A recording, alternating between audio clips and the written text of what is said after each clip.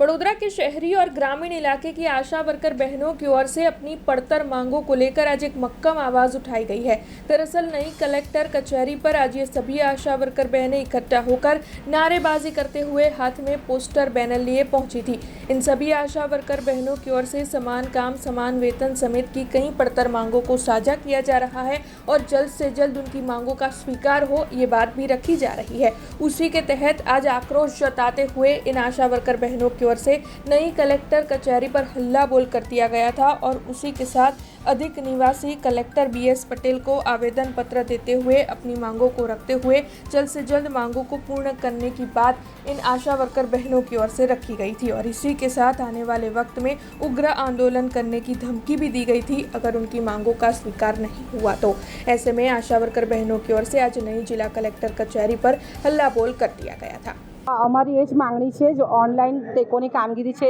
એ સરકાર સ્થગિત કરે, અમને લઘુત્તમ વેતન આપે,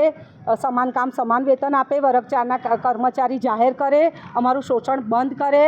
અને અમે શું સરકાર ત્યારે સાંભળશે અમે કેટલી વખત અમે આવેદનપત્રો આપ્યા છે કે અને અમે શું આંદોલન કરીશું ત્યારે સરકાર અમારું સાંભળશે। એ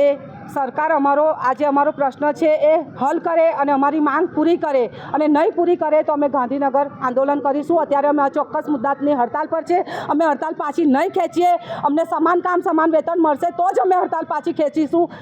એ અમારો આ અભિપ્રાય છે। हमसे जुड़े रहने के लिए हमारे YouTube चैनल को सब्सक्राइब करें और नई वीडियो की नोटिफिकेशन के लिए बेल आइकॉन को दबाएं।